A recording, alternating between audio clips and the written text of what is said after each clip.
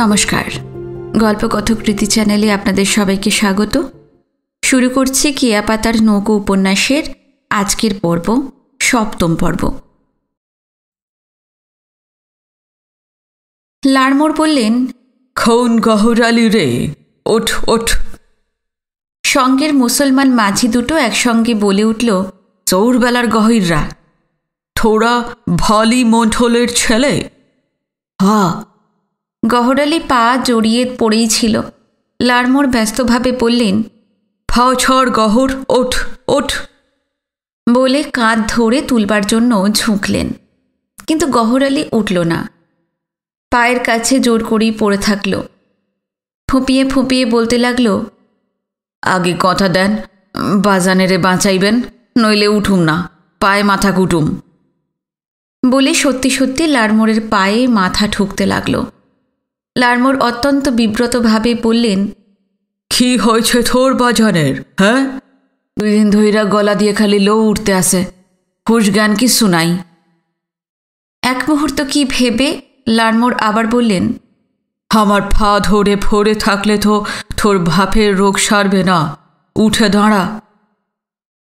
তারপর হেমনাথের দিকে ফিরে বললেন, তোমাদের সঙ্গে এখন আর যাওয়া হলো না হেম, এই এদের সঙ্গে চরবেহুলা ছুটতে হবে আমাকে। সে তো আমি বুঝেইছি। বউ ঠাকুরুনকে বুঝিয়ে হলো, আজ আর তার হাতের রান্না খাওয়া হলো না, আমি ফিরে এসে খাবো। মাপ করো ভাই, তোমার বউ ঠাকুরনের ব্যাপারে আমি নেই। শুধু শুধু গলা বাড়িয়ে কোপ খেতে যাব আমি কোন সাহসে? ফিরে এসে তুমি তাকে বুঝিয়ে বলো। সবাই হেসে ফেলল। হাসতে হাসতে লাড়মোড় বললেন, তাই হবে, খুব বন্ধু হয়েছিলে, বিপথে পড়লে উদ্ধার করতে তুমি পারো না। পেটচোক হবে। 4-5 দিনের আগে তো নিশ্চয়ই নয়, দেরিও হতে পারে। চরবেহুলায় যেতে তো 1 দিন সময় লাগবে, ফিরতে 1 দিন, 2 দিন তো আমার পথে কাটবে। তারপর থোড়া ভালির অবস্থা বুঝে বেশি দিন থাকা না থাকা নির্ভর করছে। তা বটে, যেতে যখন হবে আর দেরি করো না। এদিকে গহরালি পা ছেড়ে উঠে দাঁড়িয়েছিল। লাড়মোড় তাকে বললেন, তোদের সঙ্গে নৌকো আছে? আছে। ভালো হয়েছে, ওই বাক্স দুটো নিয়ে চল। যে বাক্স দুটোয় ওষুধপত্র, ইঞ্জেকশন, টেথোস্কোপ ইত্যাদি আছে তা দেখিয়ে দিলেন লাড়মোড়। গহরালিরা বাক্স মাথায় তুলে নিল। লাড়মোড় হেমনাথদের দিকে তাকিয়ে বললেন, ছলি হেম, ছললাম অবনী, ছলি রে দাদা ভাই, আসুন। অবনীমোহন বললেন। হেমনাথ বললেন, এসো, সাবধান মতো থেকো, আর বেশি অনিয়ম টনিয়ম আবার করো না, তোমার তো আবার নিজের সম্বন্ধে খেয়াল কম। বিনু কিছু বলল না। নীরব হেসে গহরালিদের সঙ্গে মাঝি ঘাটের দূর প্রান্তে চলে গেলেন লাড়মোড়। কোথায় চরবেহুলা কে বলবে? চর শব্দটা বিনুর অজানা নয়। চারিদিকে অসীম অথই জলের মাঝখানে উন্মনা ভুঁই চাপাটির মতন চরবেহুলা কোথায় ফুটে আছে বিনু জানে না। লাড়মোড় বলেছিলেন পুরো 1টা দিন সময় লাগে সেখানে যেতে। তার মানে আসছে কাল সন্ধেবেলা তিনি চরবেহুলা পৌঁছবেন। বিনু কোনোদিন চর দেখেনি। নদীর মাঝ মধ্যিখানে উত্থিত এক টুকরো ভূমির জন্য সে উদ্গ্রীব হয়ে উঠেছে। লাড়মোড় অবশ্য সঙ্গে নিতেন না, অবনীমোহন আর হেমনাথও যেতে দিতেন না। তবু চরবেহুলায় যাবার জন্য একবার বায়না ধরলে হতো। আগেই ঠিক করা ছিল, যুগল আর সেই মাঝি দুটো, অর্থাৎ 3 জন 3খানা নৌকো বাইবে। যুগল একটা নৌকোয় উঠে পড়েছিল। লাড়মোড়ের নৌকোর সেই মাঝি দুটো পাড়ের মাটিতে দাঁড়িয়ে। তাদের দিকে তাকিয়ে হেমনাথ বলে উঠলেন, আর দাঁড়িয়ে থেকে কি হবে, নৌকোয় উঠে আলো জ্বাল। মাঝি দুটো নৌকোয় উঠে এসে হেরিকেন জ্বালল। হেমনাথরা উঠতে যাবেন সেই সময় একটা ডাক দূর থেকে ভেসে এলো, এই হেই মাঝি, হাই। হেমনাথ থমকে দাঁড়িয়ে পড়লেন। দেখা দেখি অবনীমোহন আর বিনুও দাঁড়ালো। বেশিক্ষণ অপেক্ষা করতে হলো না। ছুটতে ছুটতে যারা সামনে এসে পড়ল তাদের সঙ্গে যে আরেকবার দেখা হয়ে যাবে বিনু কল্পনাই করতে পারেনি। সেই লোকটা দুপুরবেলা বটগাছের কাছে দাঁড়িয়ে যে ঢেঁড়া দিয়েছিল সে, আর দামড়া মোষের মতো তার দুই বাবড়িওয়ালা ঢাকি এসেছে। ঢাকি দুটো এখন খালি গায়ে নেই, লম্বা ঝুলের কুর্তা মতন হাফ শার্ট পরেছে। অবাক বিস্ময়ে বিনু তাদের দিকে তাকিয়ে দেখল। দেখা গেল তালগাছের মতো ঢ্যাঙা চেহারার ঢেঁড়াদার লোকটা হেমনাথকে চেনে। সে বলল, হেমকর্তায় নাকি? আন্ধারে দূর থিকা ঠাউর করতে পারি নাই বলে ঝুঁকে হেমনাথকে প্রণাম করল। দেখা দেখি বাবড়িওয়ালা দুটো তার পা ছুঁয়ে মাথা ঠেকিয়ে উঠে দাঁড়ালো। হরিন্দ যে, কি ব্যাপার?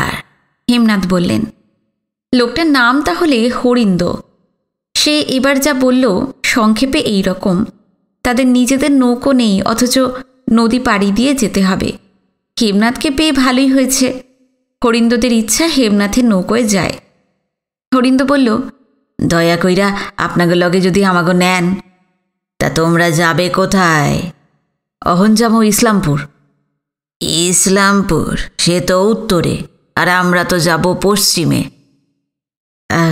পথে অন্য নাও ধইরা নিমু। সুজনগঞ্জ থিকা সিধা ইসলামপুরের নাও পাইলাম না। ও, তাহলে ওঠো। সবাই উঠলে হেমনাথ আবার বললেন, দেখো বাপু, আমার নৌকায় যাবে তাতে আপত্তি নেই, তবে একটা কথা। কন হেমকর্তা? আমার কিন্তু একজন মাঝি মোটে, একা মানুষের পক্ষে এত লোক নিয়ে নৌকা বাবা তো সম্ভব নয়। তোমাদেরও একটু বৈঠা ধরতে হবে। হ হ, হেই কথা আর কইতে। হরিন্দু তৎক্ষণাৎ বলে উঠল, বলেই জোড়া বাবড়িওয়ালার দিকে ফিরল। কাগা বগা, তোরা গিয়া হালে ব। জোড়া মোষের মতো ওই ঢাকি দুটোর নাম তাহলে কাগা আর বগা। অদ্ভুত নাম। বিনু এমনিতেই অবাক হয়েছিল, তার বিস্ময় আরও কয়েক গুণ বেড়ে গেল। ঢাক নামিয়ে কাগা বগার একজন বৈঠা নিয়ে বসল সামনের গলুইতে, আর একজন পিছনে। সেই মাঝিটাকে কিছুই করতে হলো না। মাঝিটা বলল, আমারে আইলসে বানাইয়া রাখবা নাকি? কাগা বগা একসঙ্গে বলল, বইয়া বইয়া অহন তুমি তামুক খাও, আমরা সইলা গেলে নাও বাইও।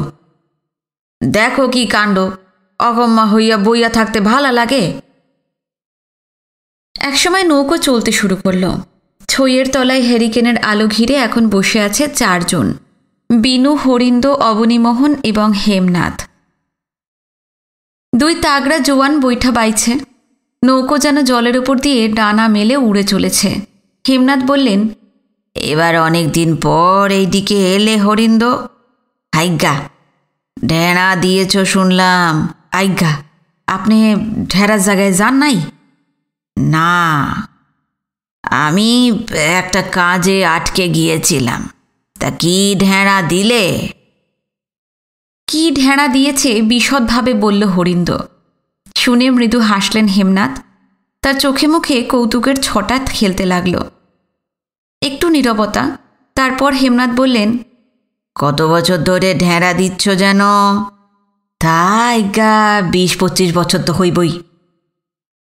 জীবনটা ঢেঁড়া দিয়ে দিয়েই কাটিয়ে দিলে?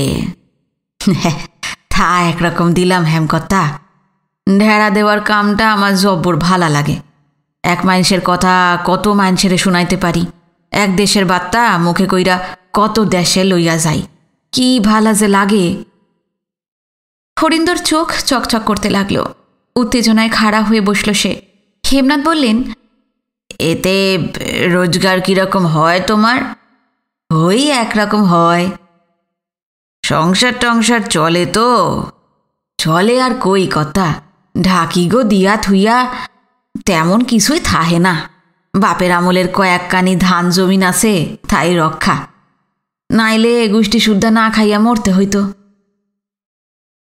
তয় যে এই আকাম কইরা বেড়াই, নিশা হেমকর্তা, নিশা। পাও পাইতা বৈশা 2 দণ্ড যে জিরামু, চাষবাস সংসার দেখুম, ভালো লাগে না, ভালো লাগে না। কে জানি সকল সময় আমারে ছুটাইয়া নিয়া বেড়ায়, ঘরে বইতে দেয় না। তোমার বাড়ি তো ফরিদপুর? হ, পালং থানা, গ্রামের নাম ভোজেশ্বর। কবে কইছিলাম, আপনার মনে আছে দেখি? তা আছে। তা বাড়ির খবর কি? সবাই ভালো তো? বাড়ির খবর জিগাইলে লজ্জা পামু হেমকর্তা। কেন হে? 6 মাস তো বাড়ি ছাড়া, ভালো মন্দ কিচ্ছু জানি না। কি বলছো তুমি? বড় তাজ্জবের মানুষ তো তুমি। এই কথাখান আমার সম্পর্কে সকলেই কয়।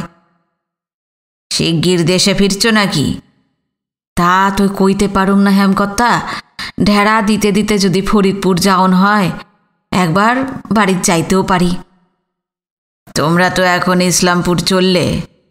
আইগা, কাল ইসলামপুরের তো হাট আছে, সেখানে ঢেড়া দেবে বুঝি?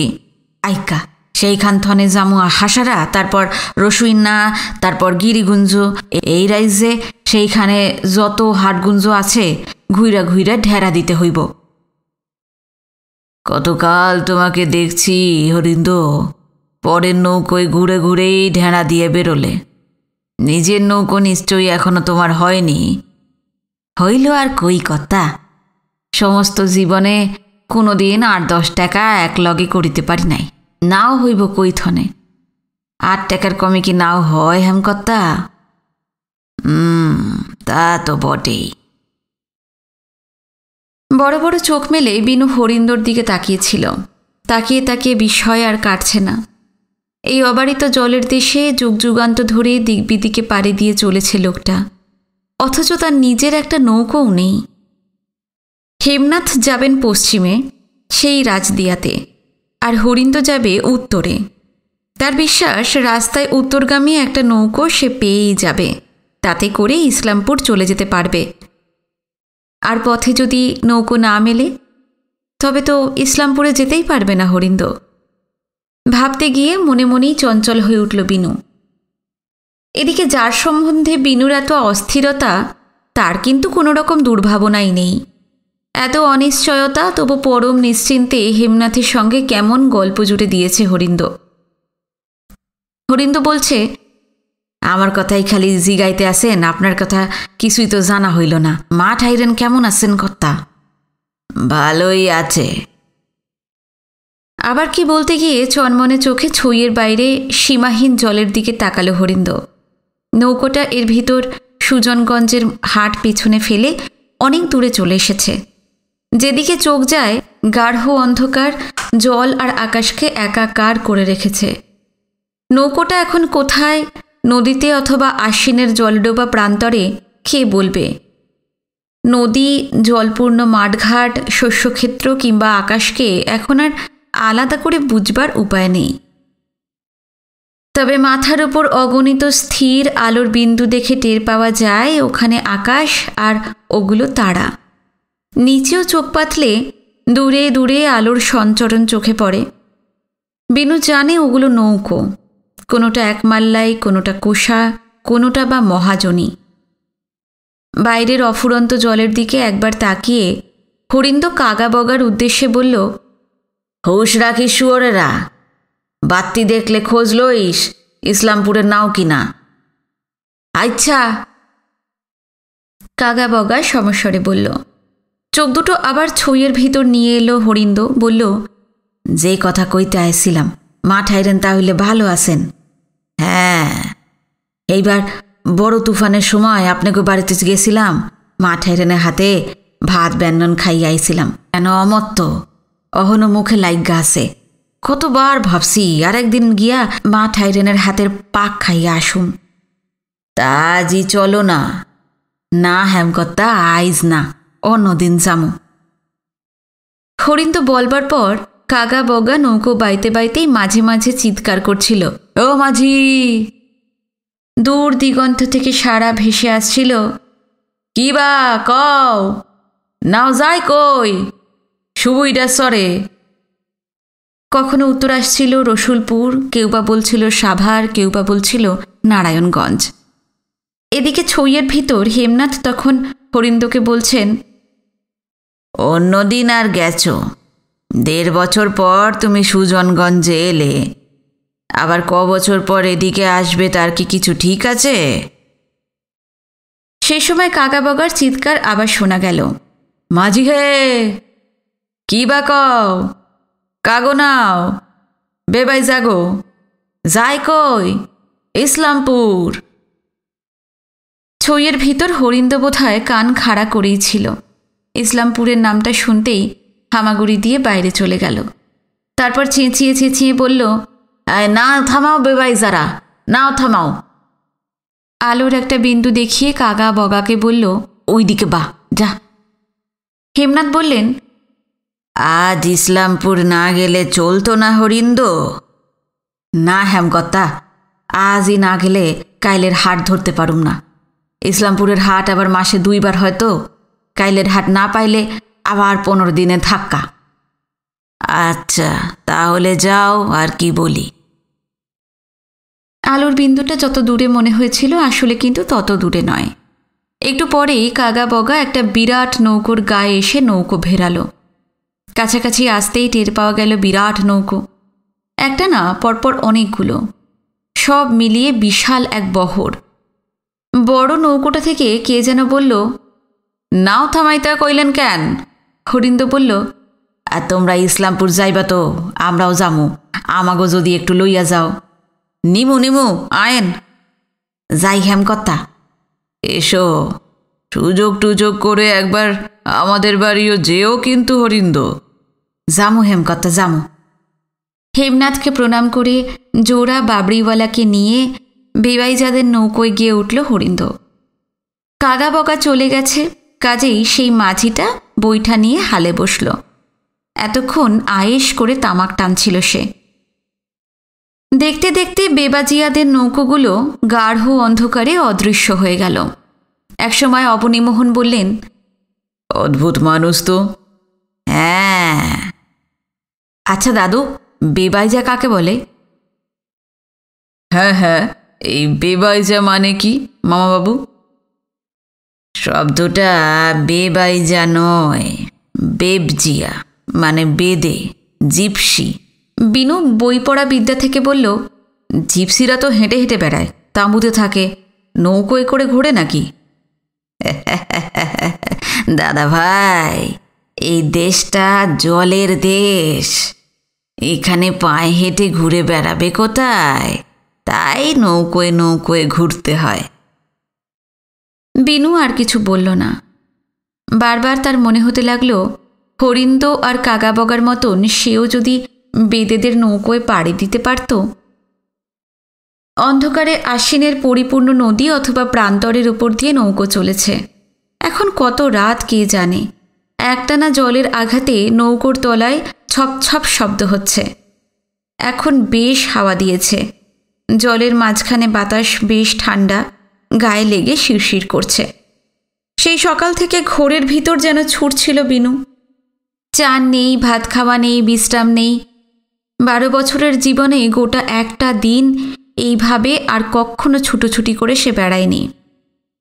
অনেক আগে সে ক্লান্ত হয়ে পড়েছিল, কিন্তু পাখি, যুগলের সেই বন, সাঁকর বাঁশে বসে কালো ছেলেদের বড়শি বাওয়া, সুজনগঞ্জের হাট ঢেঁড়া দেওয়া, লাড়মোড়ের রুগী দেখা, বুধাই পাল, হরিন্দ, দামড়া মোষের মতন তার 2 ঢাকি, মিষ্টির দোকানে বসে ধপধপে মাঠা খাওয়া, বেবাজিয়াদের বহর, অসংখ্য মানুষ আর অগণিত ঘটনা ক্লান্তির কথা তাকে বুঝতে দেয়নি। এক উত্তেজনা থেকে আরেক উত্তেজনা, এক কৌতূহল থেকে আরেক কৌতূহল তাকে অবিরাম ছুটিয়ে নিয়ে বেরিয়েছে। চোখ টান করে অপার বিস্ময়ে সে শুধু দেখে গেছে, কান পেতে শুনে গেছে। হরিন্দরা বেদে নৌকোয় উঠবার পর আর বসে থাকতে পারল না বিনু। হাজারো বিস্ময় যে ক্লান্তিকে দূরে ঠেলে রেখেছিল, এবার তারা বড় বড় পা ফেলে তাকে ঘিরে ফেলতে শুরু করল। হাত পা যেন আলগা হয়ে যেতে লাগলো বিনুর। জলের একটানা ছপছপানি শুনতে শুনতে একসময় ঘুমিয়ে পড়ল সে। আর ঘুমের ভেতরেই বিনু টের পেল বাড়ি ফিরেছে।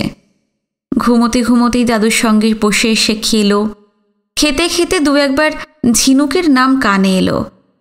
তক্ষুনি মনে পড়ে গেল, সকালবেলা যখন সুজনগঞ্জের হাটে যায়, ঘোড়ার গাড়ি করে ঝিনুককে আসতে দেখেছে। ঘুম চোখেই আলোর ছোটাছুটি দেখল সে। স্নেহলতা, শিবানী, সুরমা আর সুধা সুনীতির গলা শুনতে পেল। ওরা কি বলছে তা অবশ্য বুঝতে পারল না। তারপর রাত্রিবেলা হেমনাথের কাছে শুয়ে তার বুকে হাত রাখতেই বিনু টের পেল একটা চুড়ি পরা ছোট কচি হাত তার হাতটাকে ঠেলে সরিয়ে দিচ্ছে। গভীর ঘুমে ডুবে যেতে যেতে বিনুর মনে হলো কচি হাতখানা ঝিনুকের। হেমনাথের ভাগ নিয়ে ঘুমের ভেতরেই কি মেয়েটা হিংসে শুরু করে দিল? কানের কাছে মুখ এনে কোমল গলায় কেউ যেন অনেকক্ষণ ধরে কিছু বলছে। স্বরটা বিনুর খুব চেনা, কিন্তু কথাগুলো সে বুঝতে পারছে না। চোখ মেলে তাকিয়ে যে দেখবে সেই শক্তিটুকুও তার নেই। গভীর ঘন ঘুম আঠার মতন চোখে জড়িয়ে আছে। গলার স্বরটা ধীরে ধীরে স্পষ্ট হতে লাগল। সেই সঙ্গে হাতে মৃদু ধাক্কা অনুভব করল বিনু। এবার তার মনে হলো কান দিয়ে চুঁয়ে চুঁয়ে দু একটা শব্দ ভেতরে ঢুকছে।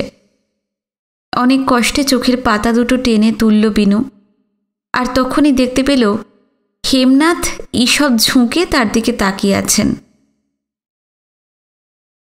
এখনো ভালো করে ভোর হয়নি। ঘরের ভিতরটা আবছা। শিয়রের দিকে একটা জানালা খোলা রয়েছে। তার বাইরে যতদূর চোখ যায় উঠোন, বাগান, পুকুর, ওপারের ধানবন সব কিছু ঝাপসা নিরাকার। ঝুপসি আমবাগানে আর ঢ্যাঙা সুপুরি গাছের পাতার ভিতর এখনো থোকা থোকা অন্ধকার। চোখ মেলতে হেমনাথ আরও একটু নিচু হলেন। দাদা ভাই, উঠবি না? কেন? বারে, ভোর হয়ে গেছে, এক্ষুনি রোদ উঠে যাবে। তার আগে সূর্যস্তব সেরে নিতে হবে না? রাজদিয়ায় আসার পর হেমনাথের সঙ্গে ভোরবেলায় উঠছে বিনু। নিয়মিত সূর্য বন্দনা করছে। কাল সমস্ত দিন যা ছোটাছুটি করেছে তাতে হাত পাগুলো যেন আলগা হয়ে গেছে। বিনু সারা গায়ে পুরো একটা দিনের ক্লান্তি মাখানো। রাত্রিরে ঘুমোতে ঘুমোতে সুজনগঞ্জের হাট থেকে রাজদিয়া ফিরেছিল সে। সেই ঘুম এখনও কাটেনি। বিছানা ছেড়ে উঠতে একটুও ইচ্ছা করছে না। হেমনাথ আবার তাড়া দিলেন। ওঠ দাদা, ওঠ, তাড়াতাড়ি ওঠ। অনিচ্ছা সত্ত্বেও এবার উঠে বসল বিনু। দু হাতে চোখ রগড়ে রগড়ে যতখানি পারল ঘুম তাড়াল। তারপর করুণভাবে একবার বিছানার দিকে তাকাতে গিয়েই দেখতে পেল সেই মেয়েটা পাশ ফিরে ঘুমোচ্ছে। সেই মেয়েটা যার কোঁকড়া কোঁকড়া চুল, জাপানি পুতুলের মতন মুখ, টলটলে কালো দুটো চোখের মণি, যার নাম ঝিনুক। বিনুর মনে পড়ে গেল কাল ঘুমের ঘোরে দাদুর বুকের ওপর থেকে এই হিংসুটি মেয়েটাই তার হাত ঠেলে সরিয়ে দিয়েছিল। বিনু বলল, ঝিনুক বুঝি কাল এখানে শুয়েছিল? হ্যাঁ, তুই আমার বাঁ ধারে শুয়েছিলি আর ঝিনুক ডান ধারে। অপ্রসন্ন চোখে ঝিনুকের দিকে তাকিয়ে কি বলবে ভাবতে লাগলো বিনু। সেই ফাঁকে হেমনাথ বললেন, আর দেরি করিস না দাদা, মুখ টুক ধুতে ধুতে রোদ কিন্তু উঠে যাবে। নিঃশব্দে এবার বিছানা থেকে নেমে হেমনাথের পিছু পিছু ঘরের বাইরে চলে এলো বিনু। এই ভোরবেলায় ঠান্ডা হাওয়া দিয়েছে। এত ঠান্ডা মনে হয় আশ্বিনের সকালেই সে সারা গায়ে পৌষের মেজাজ নিয়ে এসেছে। বাতাসটা গায়ে লাগতেই চামড়া কুঁকড়ে যাচ্ছে। বারান্দার এক কোণে মাটির হাঁড়িতে জল আর নিমের দাঁতন ছিল। তাড়াতাড়ি মুখ ধুয়ে হেমনাথের সঙ্গে উঠোনের শেষ প্রান্তে এসে পূব দিকে মুখ করে দাঁড়ালো বিনু। এর মধ্যেই স্নেহলতা উঠে পড়েছেন।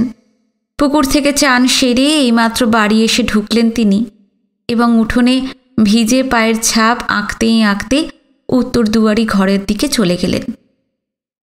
এ বাড়িতে স্নেহলতাই বোধহয় সবার আগে ওঠেন। ঘুম থেকে উঠবার পর কোনো দিন তাকে শুয়ে থাকতে দেখেনি বিনু। এর ভেতর হয় তার চান সারা হয়ে যায়, নতুবা চান সেরে ভিজে কাপড়ে পুকুর থেকে ফেরেন। সূর্যোদয়ের আগেই এই কাজটি স্নেহলতার চুকিয়ে ফেলা চাই। আজ একা স্নেহলতাই বিনুদের আগে ওঠেননি, শিবানীও উঠেছেন। হেমনাথের আশ্রিত দুটি বিধবাও উঠে পড়েছে। এই মুহূর্তে শিবানী বাসি উঠোনে জল ছড়া দিচ্ছেন, আর সেই বিধবা প্রৌঢ়া দুটি তকতকে করে ঘরের পীড়া লেপছে। পূব দিকটা একেবারে ফাঁকা। যত দূর চোখ যায় সেই দিগন্ত পর্যন্ত বাধা দেবার মতন কিছু নেই। অবশ্য 2-4টে তালসুপুরি ঢ্যাঙা পায়ে ডিঙি মেরে অনেক উঁচুতে কি দেখবার চেষ্টা করছে, ওইটুকু বাদ দিলেই সব অবারিত। এই বিশাল ব্যাপ্তির মুখোমুখি দাঁড়িয়ে চোখ বুজে হেমনাথের সঙ্গে গলা মিলিয়ে একসময় সূর্যবন্দনা শুরু করল বিনু। ওম জবা কুসুম সংকাশন। 2-4টে অক্ষর সবে উচ্চারণ করেছে, সেই সময় পেছন থেকে কচি গলায় ডাক শোনা গেল, দাদু, ও দাদু। হেমনাথ ফিরেও তাকালেন না, তন্ময় হয়ে সূর্যস্তব আবৃত্তি করে যেতে লাগলেন। ডাকটা আবার শোনা গেল, দাদু, ও দাদু, ও দাদু। কে ডাকছে বিনু বুঝতে পারছে। চোখের পাতা অল্প ফাঁক করে একবার হেমনাথকে দেখে নিল সে। হেমনাথ আগের মতোই চোখ বুজে আছেন, আগের মতনই ধ্যানস্থ হয়ে আছেন তিনি। পেছনের ডাকটা শুনতে পেয়েছেন বলে তো মনে হলো না। সূর্যস্তব আওড়াতে আওড়াতে টুক করে একবার মাথাটা ঘুরিয়ে পেছন দিকে দেখে নিল বিনু। যা ভেবেছিল ঠিক তাই, ঝিনুক। ঝিনুকই ওখানে দাঁড়িয়ে আছে, তার চোখ কোঁচকানো, মুখ থমথমে। এক পলক ঝিনুককে দেখে নিয়ে আবার চোখ বুজে সামনের দিকে তাকালো বিনু এবং হেমনাথের সঙ্গে সূর্যস্তব আবৃত্তি করতে লাগলো। আর পিছনে ঝিনুকের গলার সেই ডাকটা এক টানা বেজে চলল। সূর্যবন্দনা শেষ হতে হতে আলোর আভা ফুটে গেল। সারা রাত সূর্যটা কোথায় ছিল কে জানে। দিগন্তের তলা থেকে সোনার গোল ঘটের মতন হঠাৎ লাফ দিয়ে উঠে এলো। তার উদ্দেশ্যে প্রণাম জানিয়ে হেমনাথ ঘুরে দাঁড়ালেন, বললেন, কি রে, অত ডাকাডাকি কেন? তোমার সঙ্গে আমি কথা বলবো না, কখনো না, কিছুতেই না। কেন, কি হয়েছে? না না, কথা বলবো না বলেই দুপদাপ পা ফেলে ঘরের দিকে চলল ঝিনুক। বোঝাই গেল খুব রাগ করেছে সে। হেমনাথের দেখা দেখে সূর্য প্রণাম করে বিনুও ঘুরে দাঁড়িয়েছিল। এই সকালবেলায় ঝিনুকের এত রাগের কারণ সে বুঝতে পারল না। অবাক চোখে তাকিয়ে থাকল বিনু। লম্বা পায়ে ছুটে গিয়ে ঝিনুককে ধরে ফেললেন হেমনাথ। তারপর টপ করে একেবারে কোলে তুলে নিলেন। ছেড়ে দাও, আমায় ছেড়ে দাও বলছি। তোমার কোলে আমি উঠব না, আমি তোমার সঙ্গে কোনো কথা বলবো না। হেমনাথ ছাড়লেন না, বরং কোলের ভিতর ঝিনুককে চেপে চুপে রেখে হেসে হেসে ছড়া বলতে লাগলেন, রাগ করেছে রাগুনি, রাঙা মাথায় চিরুনি, বর আসবে এক্ষুনি, নিয়ে যাবে তক্ষুনি। ঝিনুকের দাপাদাপি আর হাত পা ছোঁড়া আরও বেড়ে গেল। অনেক কষ্টে বুঝিয়ে সুঝিয়ে গায়ে মাথায় হাত বুলিয়ে তাকে শান্ত করলেন হেমনাথ। বললেন, সকালবেলায় ঝিনুক দিদির এত রাগ কেন? হ্যাঁ, এবার বলো দিকি। তুমি তুমি আমায় ডেকে তোলনি কেন? কখন? একটু আগে। আমাকে ডাকনি কেন? তখন তুমি তো ঘুমোচ্ছিলে। না। কি না? ঘুমোচ্ছিলি না তুই? না। তুমি ওকে ডাকলে, আমাকে ডাকলে না কেন? ওকে ডেকেছি, তুই কি জানিস? হ্যাঁ জানি, 100 বার জানি। তাহলে তুই যদি জানিস, উঠে পড়লি না কেন? উঠবো না, কিছুতেই না। তুমি ওকে ডেকে তুলবে, আমাকে ডাকবে না কেন? না ডাকলে উঠবো কেন? বিনু দাদাকে ডাকলে তোকেও ডাকতে হবে, এই তো? হ্যাঁ, ওকে নিয়ে তুমি জবা কুসুম করলে আমি জবা কুসুম করব না? জবা কুসুম অর্থে সূর্যস্তব। হেমনাথ আগের সুরেই বললেন, তোকে নিয়েও বুঝি জবা কুসুম করতে হবে? হ্যাঁ।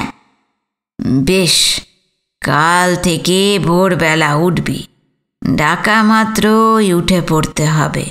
আচ্ছা। একটু নীরবতা।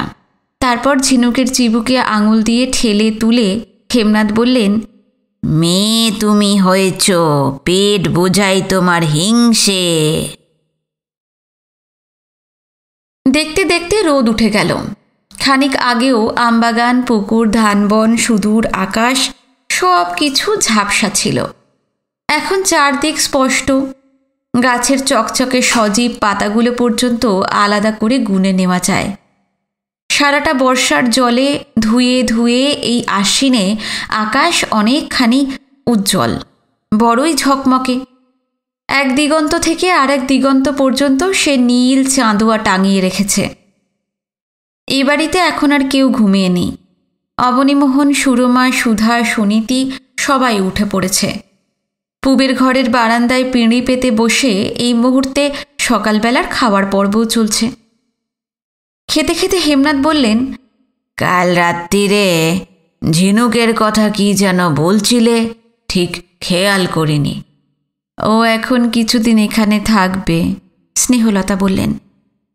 বেশ তো, থাকুক না। ঝিনুক বাড়ি থাকলে ভবতোষ তো কোথাও বেরোতে টেরোতে পারে না, আর বেরুলেও সঙ্গে সঙ্গে নিয়ে ঘুরতে হবে। ছেলেটা ভারী মুশকিলে পড়ে গেছে। কাল কখন ঝিনুককে দিয়ে গেছে? এই তো তোমরা বেরোলে তারপর পরই ওরা এসেছিল। ভবতোষ আর কি বললে? কি ব্যাপারে? এই বৌমার ব্যাপারে। বৌমার কোনো খবর কি আছে? না না, ও মেয়ে সংসার করবার মেয়ে নয়। চলে যে গেছে সে একরকম ভালোই হয়েছে। খানিক গাঢ় বিষাদ আশ্বিনের এই ঝলমলে সকালটাকে যেন নিমেষেই মলিন করে দিল। কিছুক্ষণ নীরবতা। তারপর হেমনাথ একেবারে ভিন্ন প্রসঙ্গে চলে গেলেন। সুরমার দিকে ফিরে বললেন, কদিন তো এখানে এসেছিস? হ্যাঁ, 3-4 দিন। বলতে নেই, এই কদিনে তোকে কিন্তু বেশ ভালো দেখাচ্ছে। এই ফ্যাকাশে রুগ্ন ভাবটা আর নেই। স্টিমার থেকে যখন নামলি মুখখানা এই এতটুকু, গায়ে রক্ত নেই, হাঁটতে গিয়ে হাঁপিয়ে পড়ছিলি। বলতে নেই করে তো সবই তুমি বলে ফেললে। ভালো ভালো বলে রোগা মেয়েটার দিকে আর তোমাকে নজর দিতে হবে না। বেশ বেশ, আর বলবো না, নজরও দেব না। সুরমা বললেন, কেন বলবে না? নিশ্চয়ই বলবে। ভালো হলে ভালো বলবে না? সত্যি আগের চাইতে এখন অনেক সুস্থ লাগছে। হেমনাথ বাড়িয়ে কিছু বলেননি। সামান্য কয়েকটা দিনে সুরমার চেহারায় সোনার কাঠির ছোঁয়া লেগে গেছে যেন। তাকে রীতিমতো উজ্জ্বল আর সজীব দেখাচ্ছে। পরিবর্তনটাও বেশ চোখে পড়ে। অবনীমোহন এতক্ষণ চুপ করে খেয়ে যাচ্ছিলেন। এবার বললেন, রাজদিয়া তাহলে সত্যি সত্যি টনিকের কাজ করতে শুরু করেছে। আসবার সময় স্টিমারে টনিকের কথা অবনীমোহনও বলেছিলেন। সুরমা হাসলেন, কিছু বললেন না। হঠাৎ হেমনাথের কি মনে পড়ে যেতেই তাড়াতাড়ি বলে উঠলেন, ভালো কথা। কি?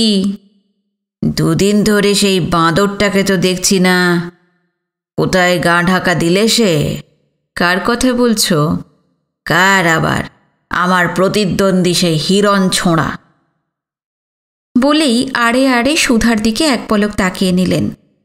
সুধা, সুনীতি আর বিনু এক ধারে বসে খাচ্ছিল। বিনু শুনতে পেল।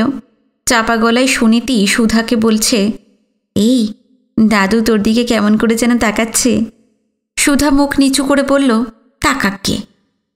সেই বাদরটা কোথায় গেছে জানিস? জানতে বই গেছে আমার। ঠোঁট উল্টে সুধা বলল। মুখ টিপে সুর টেনে টেনে সুনীতি বলল, তাই নাকি? হ্যাঁ হ্যাঁ তাই।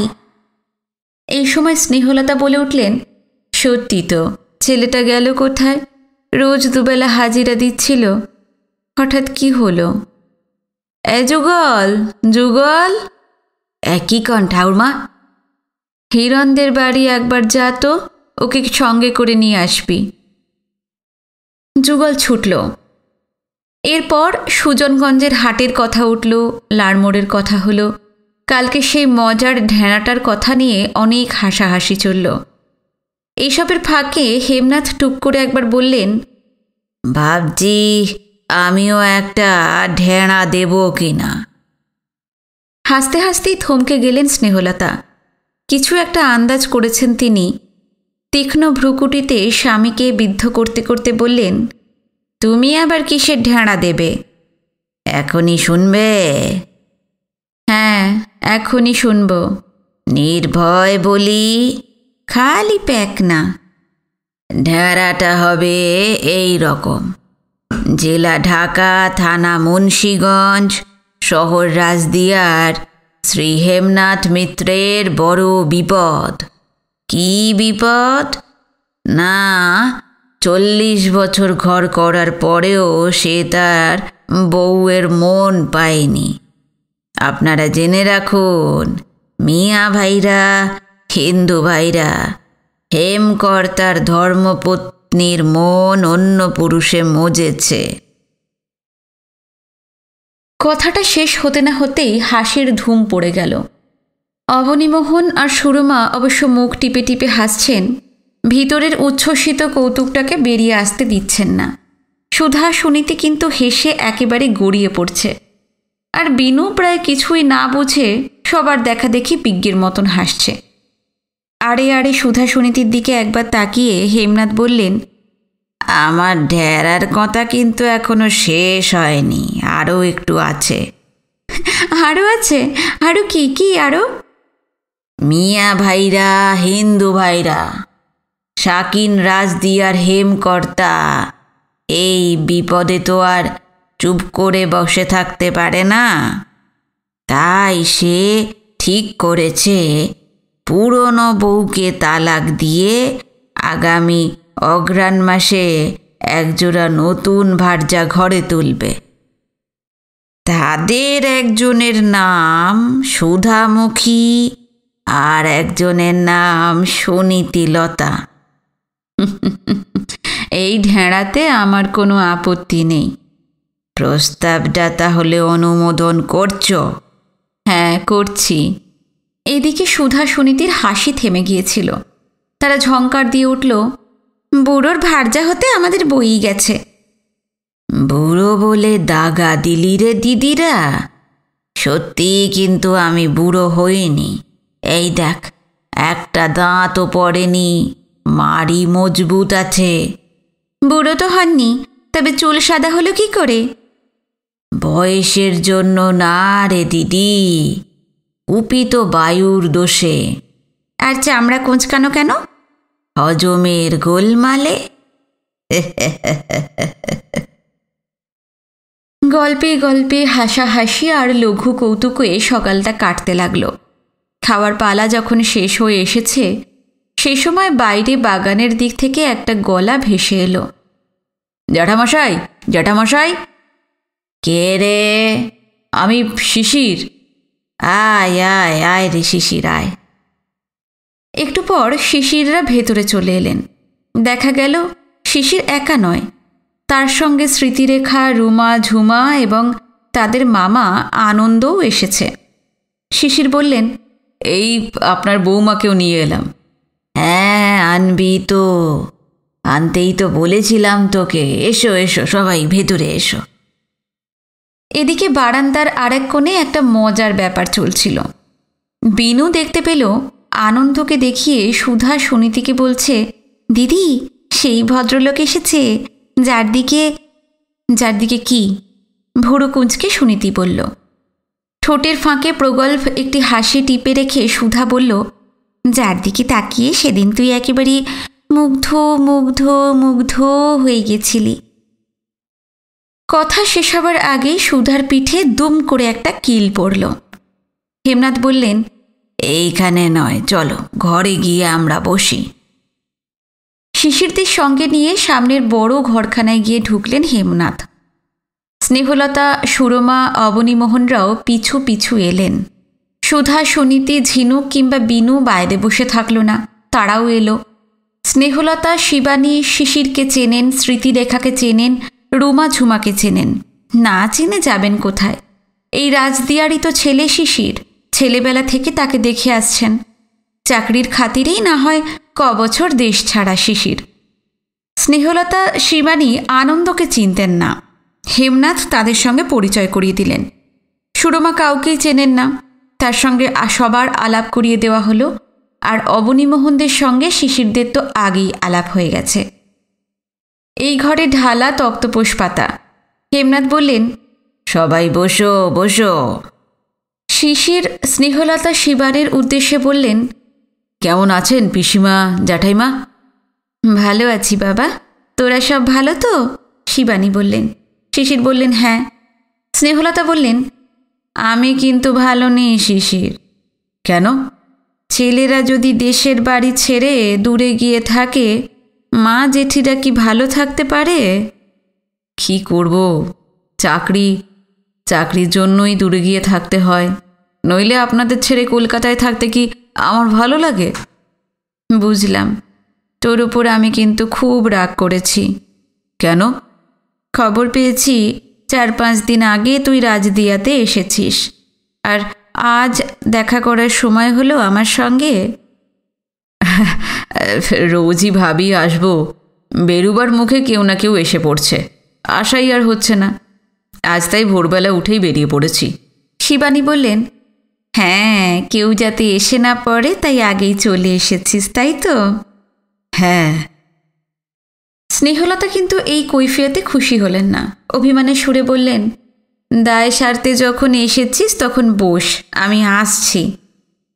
দরজা পর্যন্ত গিয়ে আবার ঘুরে দাঁড়িয়ে বললেন, দুপুরবেলা দয়া করে এখানে 2টি খাবার খেয়ে যাবার সময় হবে তো তোমাদের? হ্যাঁ হ্যাঁ, আপনি না বললেও খাবো, না খেয়ে এখান থেকে আজকে যাচ্ছি না। খুব ব্যস্তভাবে এই সময় স্মৃতিরেখা কি একটা বলতে যাচ্ছিলেন। শিশির ইশারায় তাকে থামিয়ে দিলেন। স্নেহলতা আর কিছু না বলে চলে গেলেন। তখন আস্তে আস্তে স্মৃতিরেখা বললেন, তুমি কি বলো তো, আজ এখান থেকে বেরিয়ে গুহদের বাড়ি যাবার কথা ছিল না? সেদিন ওরা অত করে বলে গেল। এখান থেকে না খেয়ে যাবার সাধ্য আমার নেই। গুহদের বাড়ি আরেক দিন যাওয়া যাবে। বেশ বললে, ওরা আমাদের জন্য বসে থাকবেন না? আমি খবর পাঠিয়ে দিচ্ছি। জ্যাঠামশাই, আপনাদের সেই ছেলেটা কোথায়, কি যেন নাম? যুগলের কথা বলছিস? হ্যাঁ হ্যাঁ, যুগল। ওকে তো আমি আবার একটু হিরণদের বাড়ি পাঠালাম। অনেকক্ষণ গেছে, এক্ষুনি এসে পড়বে। হেমনাথের কথা শেষ হতে না হতেই যুগল এসে পড়ল। ছুটতে ছুটতে এসেছে, ফলে হাঁপাচ্ছিল।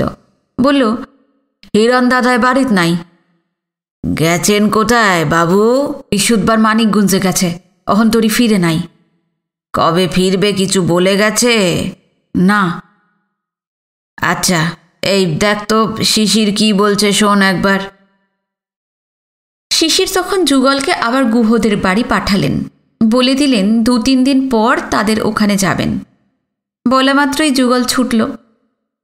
একটু পর বড় বড় কাঁসার থালায় চিড়ের মোয়া, মুড়ির মোয়া, কদমা, পাতখির, সন্দেশ, দোভাজা চিড়ে, নারকেল কোড়া দিয়ে সাজিয়ে নিয়ে এলেন স্নেহলতা।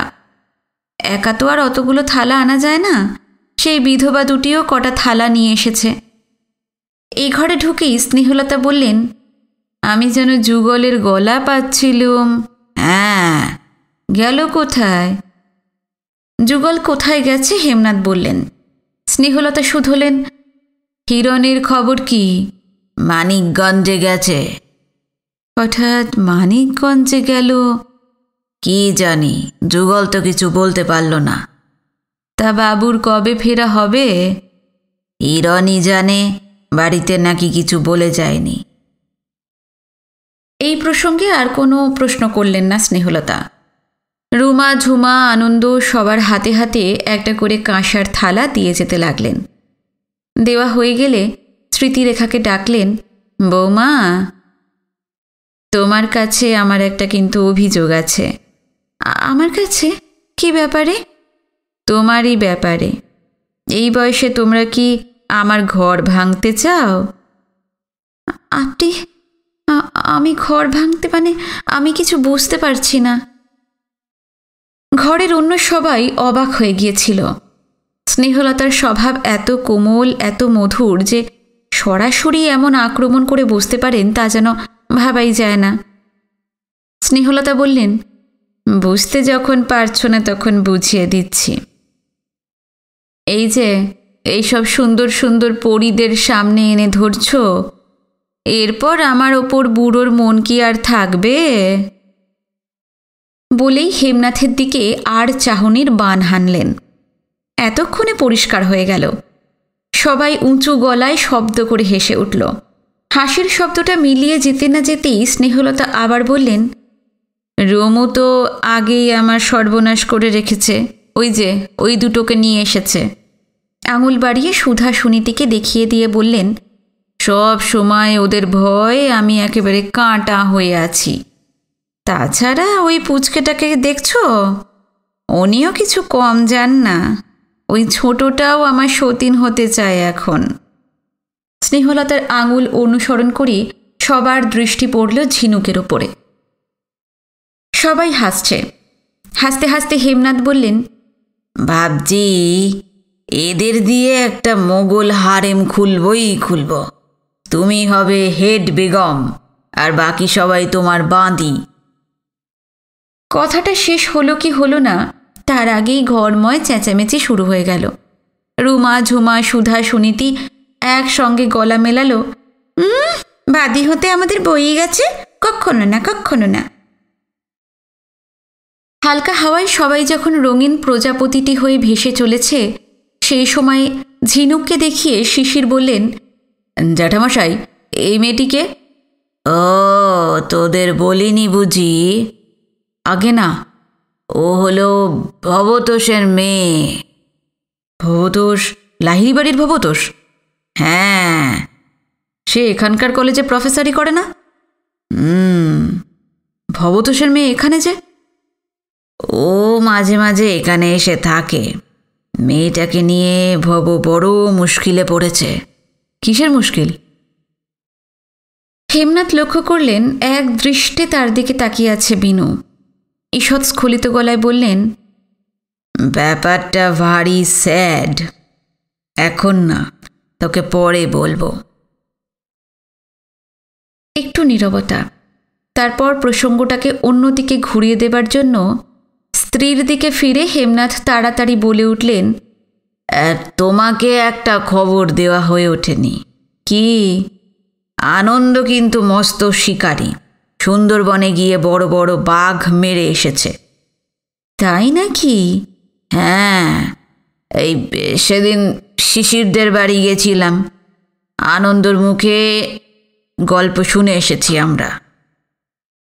স্নেহলতা এবার পরিপূর্ণ চোখে আনন্দর দিকে তাকালেন।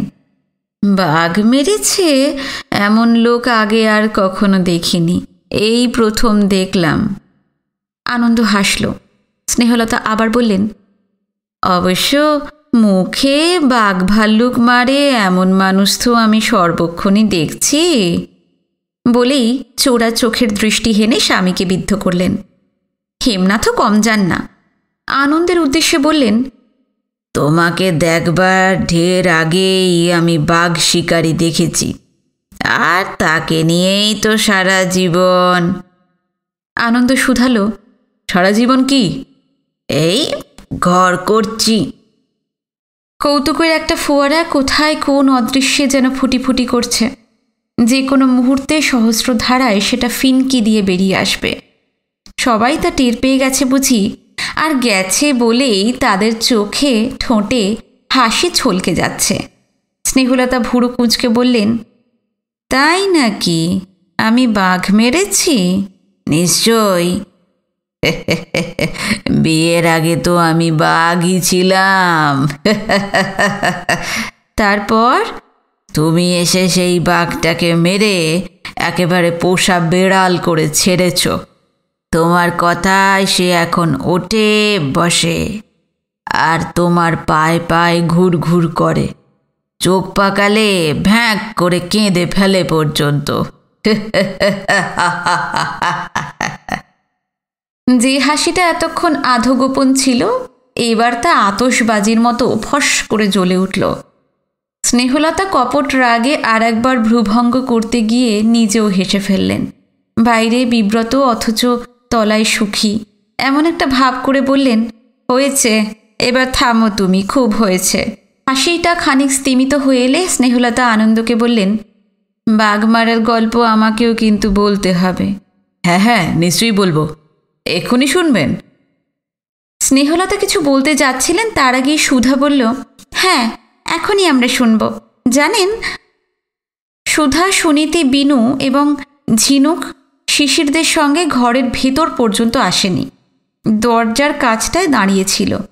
আনন্দ মুখ ফিরিয়ে সুধার দিকে তাকালো। সুধা বলল, দিদি না। কথাটা শেষ হলো না।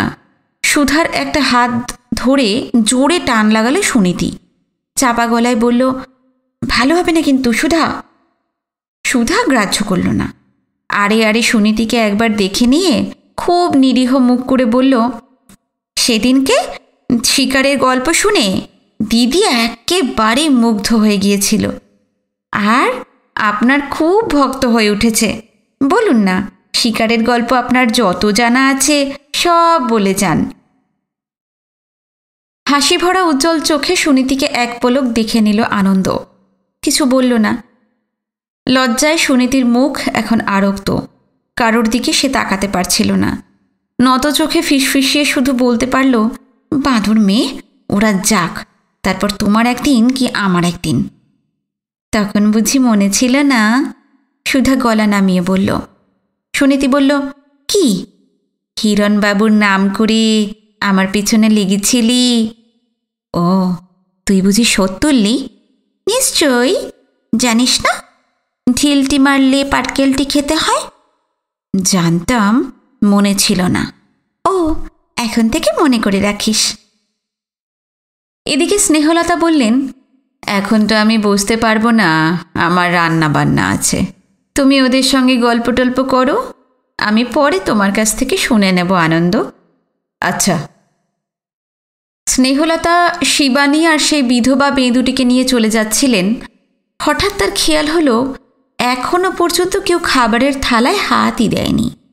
তিনি ব্যস্তভাবে বললেন, ওই দেখো, তোমাদের শুধু বকিয়েই মারছি, তোমরা এবার খাওয়া শুরু করো, খাও।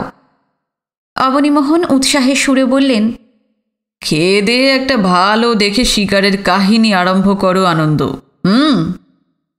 আনন্দ নিঃশব্দে হাসল, অর্থাৎ এই প্রস্তাবে তার আপত্তি নেই। ওইদিকে আর একটা ব্যাপার চলছিল।